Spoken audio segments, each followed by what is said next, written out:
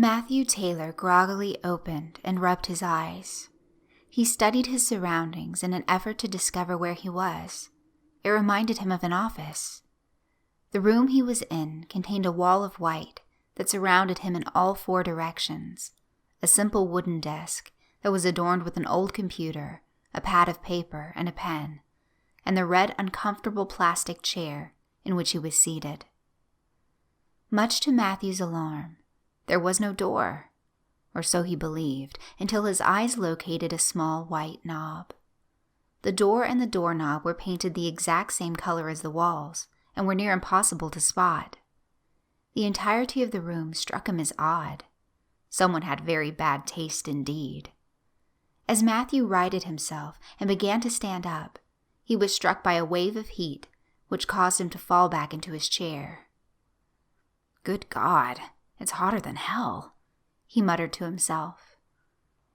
Matthew's ears managed to pick up a thumping sound which was approaching the room. The door swung open, and in emerged a man in a white tank top and sweatpants. The man had dark black hair, blue eyes, a pencil-thin mustache, and a closed smile.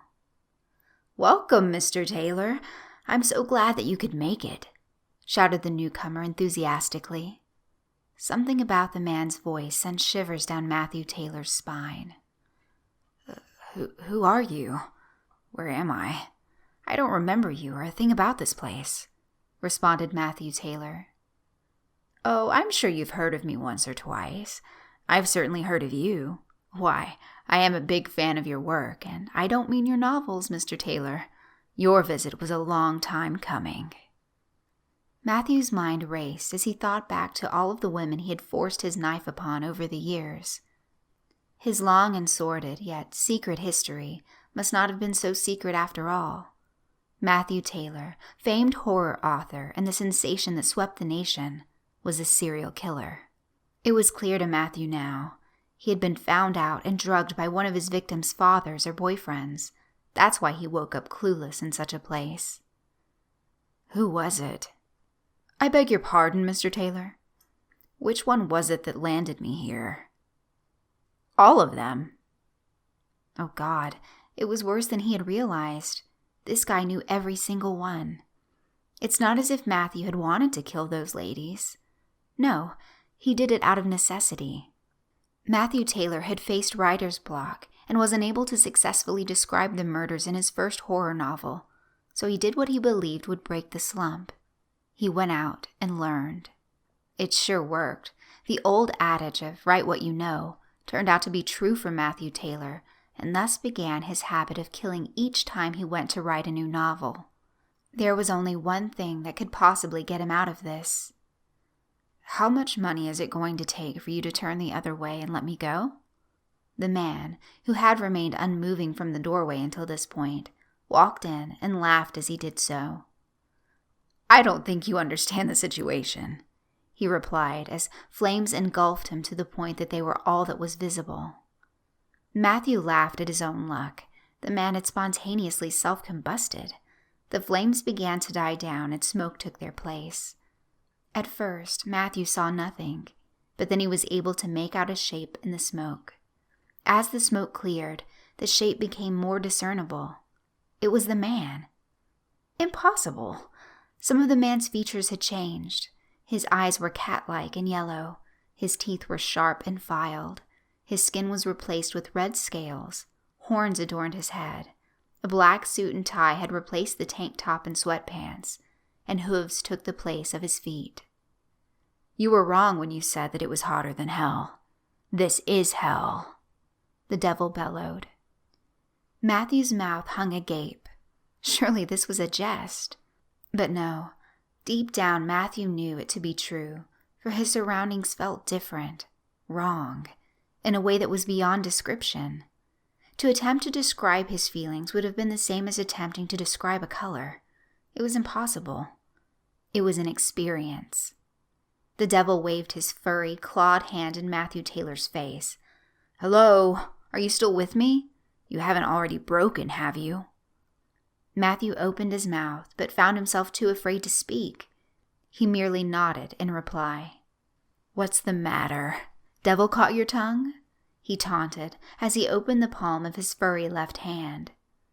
The devil's hand contained a normal-looking and perfectly pink tongue. Matthew recoiled back into his seat and tried to gasp, but found himself unable to, for, much to his surprise and dismay, his mouth was without a tongue. The devil grinned at the man and clucked his forked tongue as he threw his hand's contents. The tongue soared through the air and over the desk. Matthew stood up and reflexively caught it before being forced to sit back down due to the sudden spike in temperature. Matthew gawked at his tongue, which firmly rested in his hand, and then shot the devil a confused and questioning look. Are you going to pop it back in, or have you decided to take a vow of silence? Matthew put his tongue up to his mouth. To his confusion and relief, it popped right back into place. How? Matthew asked in a shaky tone of voice. It's quite simple, Mr. Taylor. This is my place and my rules. The physics that you are used to do not apply here. I can do whatever the hell I want here. But that is not the question you should be asking. You should be asking why I'm even bothering with you. I guess I can't fault you for not asking that, though. You probably assumed that I talk to everyone.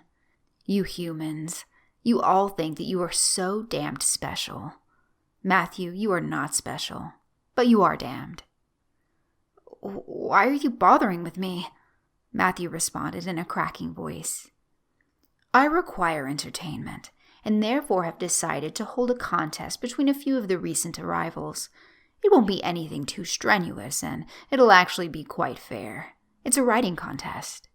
Whoever writes the best horror story in 2 days shall be returned to the world of the living and shall miraculously recover from their fatal injuries.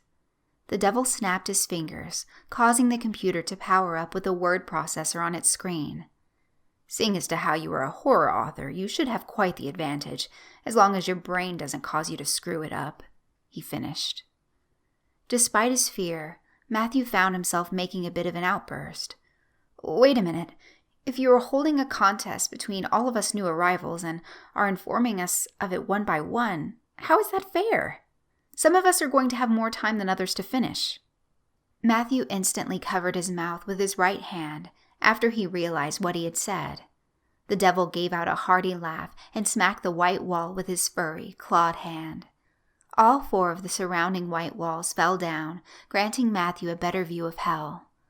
Off in the distance, he could see other white walls that had been knocked down in office-like environments similar to his. They all contained something in common other than their equipment and recent hell arrivals. The devil. Yes, the devil was in each and every office-like space simultaneously. Each one looked at Matthew and shot him a taunting smirk. The devil nearest to him snapped his fingers, causing the white walls to shoot back up and repair themselves. Every room was whole again.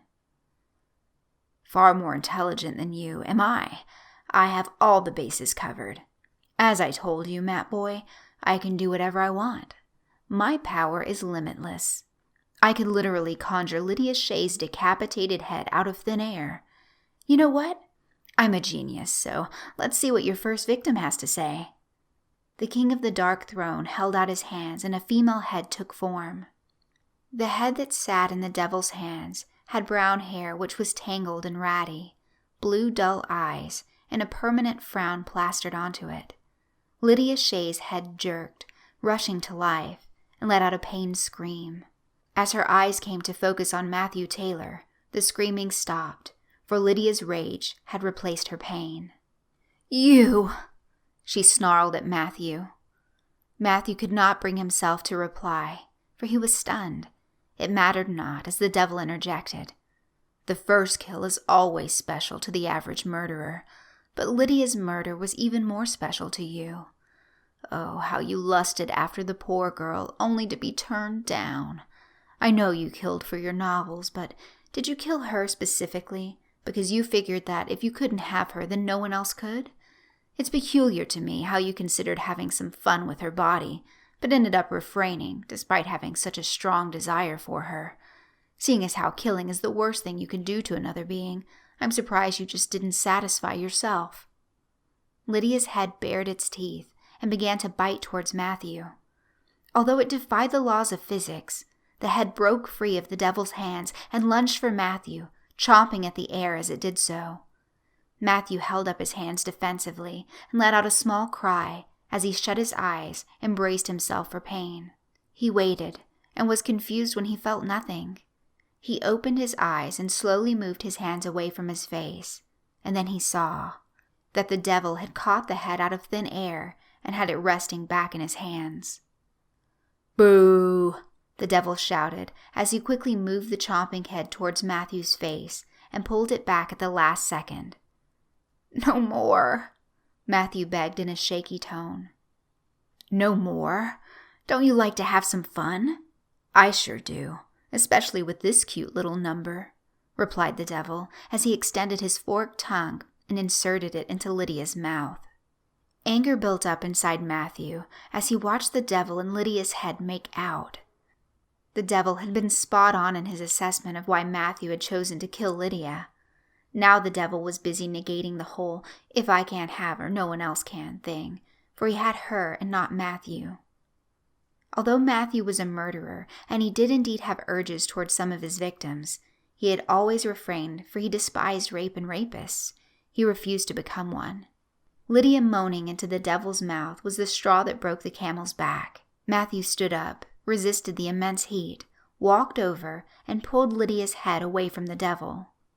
The head struggled in Matthew's hands as it attempted to turn around so that it could bite him. The devil clapped his furry hands and the head dissipated into nothingness. "Way to take charge, Matthew. I was beginning to wonder if your spirit had already been crushed. I prefer them lively." "Well, write me the best story out of the bunch. I'll see you in 2 days." The devil did a quick spin and was gone. Matthew Taylor sat staring at the computer screen as he attempted to come up with a scary story for the devil. Hour upon hour passed Matthew by as he racked around concept after concept in his noggin.